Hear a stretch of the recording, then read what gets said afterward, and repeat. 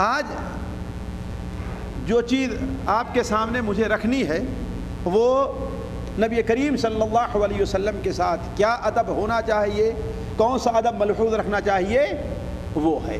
ہم اور آپ اچھی طریقے سے جانتے ہیں کہ اللہ تبارک و تعالیٰ کے بعد ایک مسلمان کے نزدیک سب سے عظیم اور باعزت ذات کون ہے؟ اللہ کے رسول صلی اللہ علیہ وسلم کی ہے، بلکہ دنیا کے تمام لوگ بھی اگر اکٹھا ہو جائیں، تمام ولی، بزرگ، پیر، بادشاہ، حاکم، سارے کے سارے لوگ اکٹھا ہو جائیں، پھر بھی سب لوگ مل کر کے نبی کریم صلی اللہ علیہ وسلم کے مقام کو نہیں پہنچ سکتے۔ جو مقام اللہ تعالیٰ نے نبی صلی اللہ علیہ وسلم کو دیا ہے اس مقام کو لوگ نہیں پہنچ سکتے، بلکہ ہمیشہ آپ لوگوں کو آپ صلی اللہ علیہ وسلم کا وہ خواب اپنے ذہن میں رکھنا چاہیے کہ حضرت جبرائیل اور کوئی فرشتہ آپ صلی اللہ علیہ وسلم کی خدمت میں آیا اور آپ صلی اللہ علیہ وسلم کو ترازو کے ایک پلے میں رکھا اور آپ کی امت کے 10 لوگوں کو ترازو کے ایک پلے میں رکھا، تو کون سا پلہ بھاری پڑ گیا؟ جس میں آپ صلی اللہ علیہ وسلم تھے۔ پھر اس کے بعد آپ صلی اللہ علیہ وسلم کو ترازو کے ایک پلے میں، آپ کی امت کو ترازو کے 100 آدمیوں کو ترازو کے ایک پلے میں رکھا گیا، تو کس کا پلہ بھاری پڑا؟ آپ کا پلہ بھاری پڑا۔ اس کے بعد فرشتے نے کہا کہ اور زیادہ کرو، چنانچہ آپ صلی اللہ علیہ وسلم کو ترازو کے ایک پلے میں رکھا گیا اور آپ کی امت کے 1000 آدمی کو ترازو کے ایک پلے میں رکھا گیا۔ آپ بیان فرماتے ہیں کہ مجھے خوف ہوا کہیں یہ لوگ میرے اوپر نہ گر جائیں، آپ صلی اللہ علیہ وسلم کا پلہ کیا ہے؟ بھاری پڑ گیا۔ تو پھر اس فرشتے نے کہا کہ کوشش نہ کرو، اگر ساری امت کو ایک پلے میں رکھ دو اور محمد اللہم صلی اللہ علیہ وسلم ان کو ایک پلے میں رکھ دو، تو پھر بھی کس کا پلہ بھاری پڑے گا؟ اللہ کے رسول صلی اللہ علیہ وسلم کا پلہ بھاری پڑے گا، ہے کہ نہیں ہے؟ اس میں ولی بھی ہوں گے، پیر بھی ہوں گے، بزرگ بھی ہوں گے، علماء دین بھی ہوں گے، اور مسلمانوں کے حاکم اور بادشاہ ہوں گے۔ یہ سارے کے سارے لوگ مل کر کے بھی نبی کریم صلی اللہ علیہ وسلم کے مقام کو نہیں پہنچ سکتے۔ اس کا مطلب کیا ہے کہ نبی کریم صلی اللہ علیہ وسلم ہمارے ادب کے سب سے زیادہ حقدار ہیں کہ بندہ آپ کے ساتھ ادب کو ملحوظ رکھے۔ چند ادب کا ذکر ہم آپ کے سامنے رکھنا چاہتے ہیں جو بڑے اہم ہیں، ورنہ آپ صلی اللہ علیہ وسلم کے ساتھ کیا آداب بجا لائیں یہ بہت زیادہ ہیں۔ سب سے پہلا ادب ساتھیوں یہ ہے کہ اللہ کے رسول صلی اللہ علیہ وسلم کے حکم اور آپ کے امر اور فرمان کے سامنے انسان کو بغیر کسی جھجک کے، بغیر کسی تاخیر کے سر تسلیم خم کر دینا چاہیے۔ کوئی بھی معاملہ ہے، دین کا معاملہ ہے یا دنیا کا معاملہ ہے، اپنی ذات کا معاملہ ہے یا کسی جماعت اور قوم کا معاملہ ہے، کسی بھی بارے میں اگر اللہ کے رسول صلی اللہ علیہ وسلم کا فیصلہ ہو جائے تو اس کے بارے میں کیا ہے؟ بغیر کسی تاخیر کے فوراً انسان کو اپنا سر تسلیم خم کر دینا چاہیے، اور یہ کمال ادب ہے آپ صلی اللہ علیہ وسلم کے ساتھ، کمال ادب ہے۔ اللہ تعالیٰ ارشاد فرماتا انما المؤمنون الذین آمنوا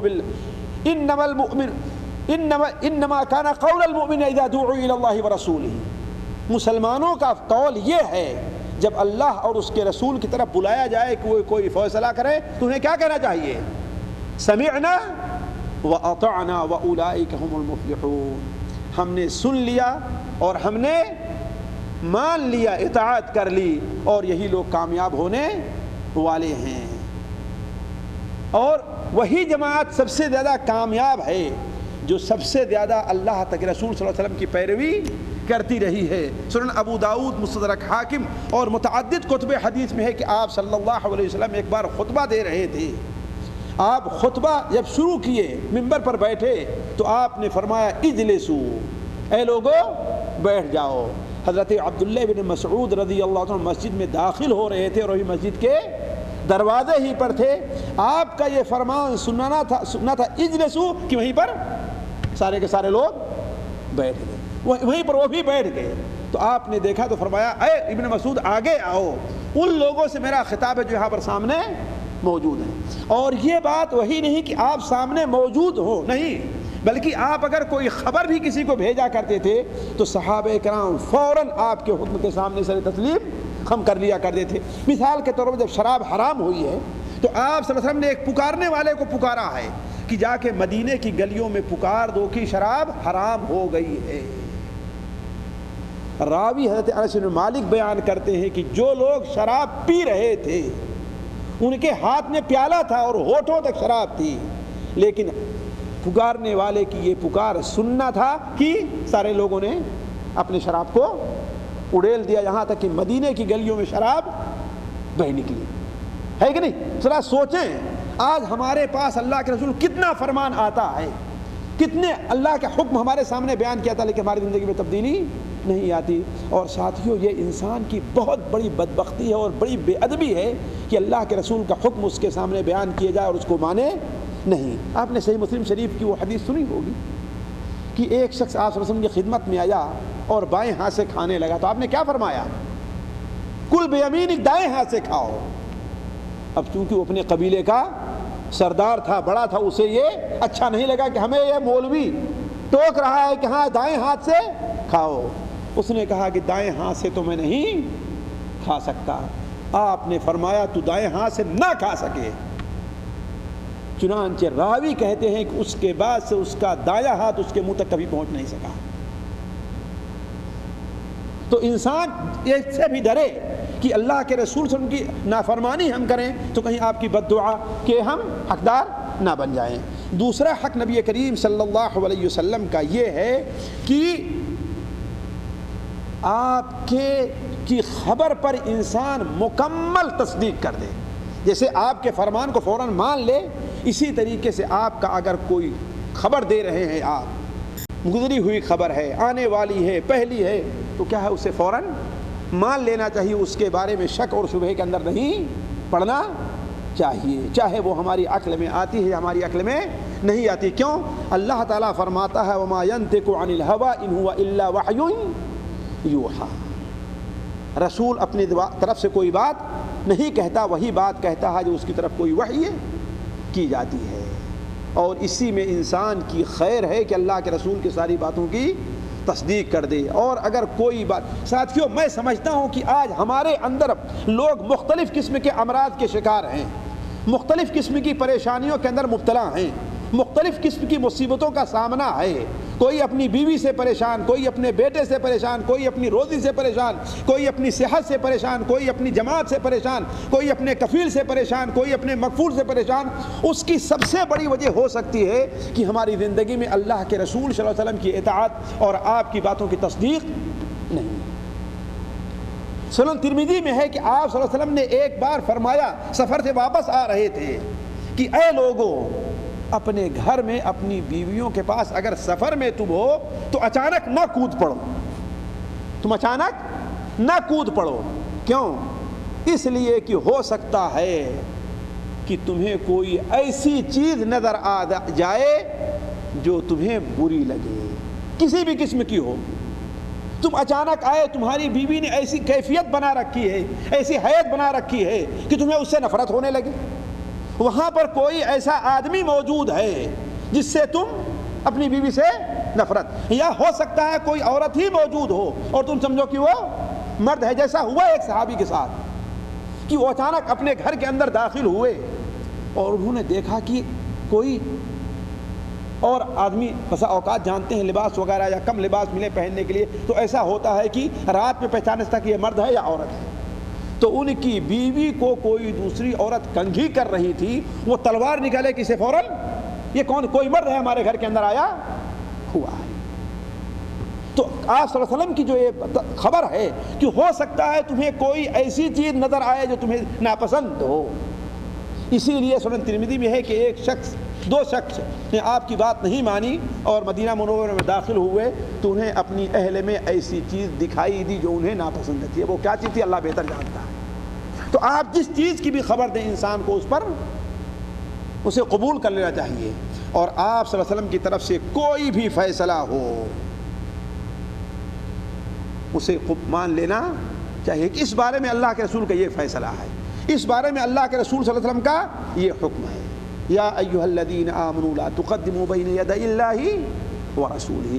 اور انسان کو آج یہ بڑی مصیبت ہے ساتھیوں، ہم 4-6 آدمی آپس میں بیٹھتے ہیں تو ہر آدمی دین کے بارے میں اپنی رائے دینا چاہتا ہے، میں سمجھتا ہوں کہ اس کا حکم یہ ہوگا، حتیٰ کہ دین کے بڑے بڑے مسائل حرام اور حلال کی جہاں تک بات ہوتی ہے لوگ آپس میں فیصلہ کرنا شروع کر دیتے ہیں، ارے بھائی یہ چیز جائز نہیں ہوگی، یہ چیز ناجائز ہوگی، ارے نہیں بھائی یہ چیز ناجائز، یہ چیز جائز نہیں ہے، اور کسی کو اس کے بارے میں کوئی علم، اللہ اور اس کے رسول کو کوئی فیصلہ معلوم نہیں رہتا، اور یہ سراسر ناجائز اور حرام ہے۔ اللہ اور اس کے رسول کے ساتھ سوء ادبی اور بے ادبی ہے کہ انسان دین کے بارے میں کوئی ایسا فیصلہ کرے کہ جو اس میں نہ ہو۔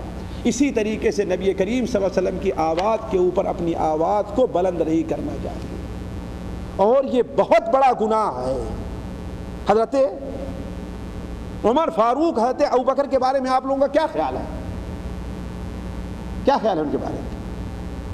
کہ ان سے بڑی شخصیت انبیاء کے علاوہ کوئی ہو سکتی ہے؟ لیکن ابن ابی ملیکہ کہتے ہیں کہ قریب تھا کہ یہ دونوں ہلاک ہو جائیں۔ وہ کیوں؟ اس لیے کہ ایک قبیلے کا وفد آتا ہے تو حضرت ابوبکر نے کہا کہ فلاں کو اس قبیلے کا امیر بنانا چاہیے، اور حضرت عمر نے کہا کہ فلاں کو اس قبیلے کا امیر بنانا چاہیے۔ حضرت ابوبکر نے کہا کہ تم ہمیشہ ہماری مخالفت کرتے ہو۔ حضرت عمر نے کہا کہ نہیں، آپ کی مخالفت نہیں کرتا، حق یہ ہے، یہاں تک کہ آپ بیٹھے ہوئے ہیں اور آپ کے سامنے دونوں کی آواز بلند ہو گئی، تو اس پر اللہ تعالیٰ یہ آیت نازل فرماتے، صحیح بخاری شریف کی روایت ہے، یا ایھا الذین آمنوا لا ترفعوا اصواتکم فوق صوت النبی، اے لوگوں جو ایمان لے آئے ہو اپنی آواز کو نبی کی آواز پر بلند نہ کرو، ہو سکتا ہے کہ تمہارے اعمال رائیگاں اور برباد ہو جائیں۔ ذرا سوچیں۔ اور آپ صلی اللہ علیہ وسلم کے بعد علماء کہتے ہیں کہ کسی بھی چیز پر جہاں پر آپ کی حدیث بیان کی جا رہی ہو، جہاں پر آپ کا فیصلہ بیان کیا جا رہا ہو، وہاں پر انسان کو بلند آواز نہیں کرنی چاہیے، آپ کے حکم کے اوپر اس کا حکم بلند نہیں ہونا چاہیے، بلکہ حضرت عمر رضی اللہ عنہ یہاں تک اہتمام کیا ہے، صحیح بخاری شریف میں ہے کہ ایک بار، یا سنن ابو داؤد میں ہے، نہیں صحیح بخاری شریف میں ہے کہ ایک بار حضرت عمر نے دیکھا کہ 2 آدمی مسجد نبوی میں بیٹھ کر کے آواز سے باتیں کر رہے ہیں، مسجد نبوی کا معاملہ ہے، آپ موجود نہیں ہیں، آواز سے باتیں کر رہے ہیں۔ آپ صلی اللہ علیہ وسلم نے دیکھا کہ ایک صحابی سعید بن یزید وہاں پر کھڑے ہیں، ان کو آواز دے کر کے نہیں بلایا، آواز نہیں دیا، ان کو کنکڑی پھینک کر کے بلایا۔ کیوں؟ اگر آواز دے دے تو مسجد میں آواز بلند ہوتی۔ بخاری شریف، کانا قائما کنت قائما فی مسجد رسول اللہ، میں کھڑا ہوا تھا تو کنکڑی پھینک کر کے بلایا اور کہا کہ یہاں پر آؤ، ان دونوں کو بلا کے لے آؤ۔ تو وہ کون ہے بھائی؟ اے صاحب، یہ بھی تو کہہ سکتے تھے، نہیں کہہ سکتے تھے، لیکن آواز بلند نہ کرنے بجائے کیا کیا؟ کنکڑی پھینک کر کے مارا کہ ادھر آؤ۔ جب ان کو بلا کر کے لے آئے ان دونوں کو تو پوچھا تم کہاں کے رہنے والے ہو؟ کہا کہ ہم تو طائف سے آئے ہوئے ہیں۔ کہا اگر تم اس شہر کے رہنے والے ہوتے تو بھی کوڑے سے تمہاری مرمت کرتا۔ اللہ کے رسول صلی اللہ علیہ وسلم مسجد میں تم لوگ اپنی آوازیں بلند کر رہے ہو، اگر بلند آواز سے باتیں کرنا ہے باہر نکل جاؤ تم۔ تو آپ صلی اللہ علیہ وسلم کی مسجد میں، جہاں جس مجلس میں آپ کا ذکر ہو رہا ہو، جس مسجد میں آپ کی حدیثیں بیان کی جا رہی ہوں، وہاں پر انسان کو اپنی آواز بلند نہیں کرنا چاہیے۔ اسی طریقے سے نبی کریم صلی اللہ علیہ وسلم کا نام لینے میں یا آپ کو پکارنے میں ادب کا لحاظ رکھنا چاہیے۔ اللہ تعالیٰ فرماتا ہے لا تجعلوا دعاء الرسول بینکم کدعاء بعضکم بعضا، رسول کا پکارنا تم لوگ آپس میں ایک دوسرے کے پکارنے کی طرح نہ بناؤ، جیسے کہتے ہو اے فلان ادھر آؤ، نہیں، یا رسول اللہ، یا نبی اللہ، اے ابو القاسم، آواز پست ہو اور ادب اور احترام کے الفاظ استعمال کیے جائیں۔ ایک بار نبی کریم صلی اللہ علیہ وسلم سو رہے تھے، دوپہر کے وقت بنو تمیم کے قبیلے کے کچھ لوگ آئے اور کہتے ہیں یا محمد یا محمد یا محمد صلی اللہ علیہ وسلم۔ اللہ تعالیٰ نے اس پر آیت نازل فرمائی ان الذین ینادونک من وراء الحجرات اکثرهم لا یعقلون، دیوار کے پیچھے کھڑے ہو کر کے جو آپ کو یا محمد پکارتے ہیں، یہ بے عقل اور بے وقوف لوگ ہیں۔ یہ کون سے لوگ ہیں؟ بے عقل اور بے وقوف لوگ ہیں۔ اسی لیے نبی کریم صلی اللہ علیہ وسلم کی وفات کے بعد بھی آج آپ کے بارے میں کچھ بیان کیا جائے تو آپ کا نام کیا احترام سے لیا جائے، آپ کا نام لیا جائے تو آپ پر درود بھیجا جائے، ہے کہ نہیں، جس طریقے سے شرعی حکم ہے۔ اور آپ صلی اللہ علیہ وسلم کا ایک حق یہ بھی ہے ساتھیوں کہ آپ صلی اللہ علیہ وسلم کی زندگی میں اگر آپ کسی مجلس میں موجود ہیں، خاص طور پر کسی اہم کام کے لیے لوگوں کو اکٹھا کیا ہوا ہے، تو اس مجلس سے بغیر اجازت کے نہیں جانا چاہیے، اس مجلس سے بغیر اجازت کے نہیں جانا چاہیے، جیسا قرآن مجید میں اللہ تعالیٰ ارشاد فرماتا ہے۔ کہاں ہے قاری صاحب؟ سورہ النور میں جی، انما نہیں، اس سے پہلے کیا ہے؟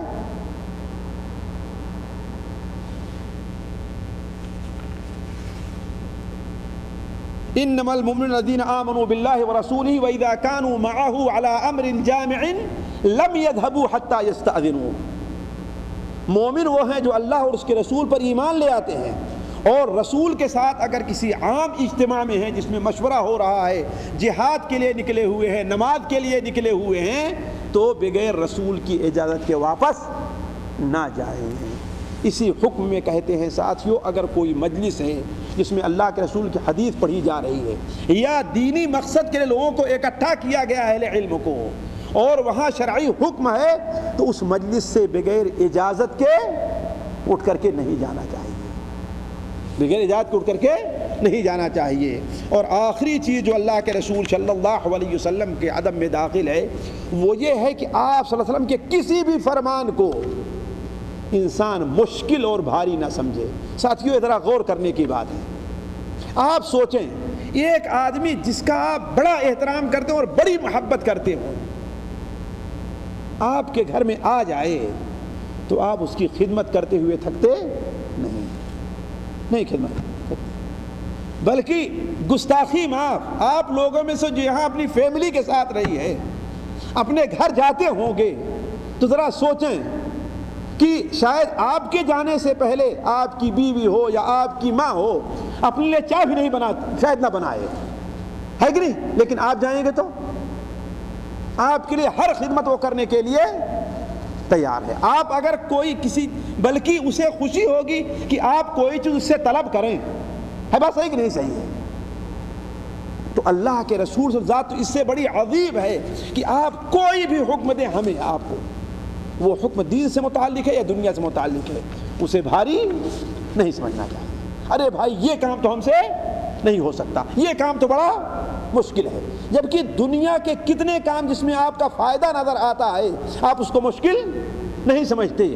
آپ کو اگر معلوم ہو جائے کہ آپ کا ایک کام زلفی میں ہے، رات بھر آپ سوئے نہ رہیں، واللہ صرف 100-200 ریال کا معاملہ ہوگا، آپ سوئے نہ رہیں پوری رات، لیکن پھر بھی فجر کے بعد آپ جائیں گے اور نیند کو قربان کریں گے، ہے بات صحیح کہ نہیں صحیح ہے؟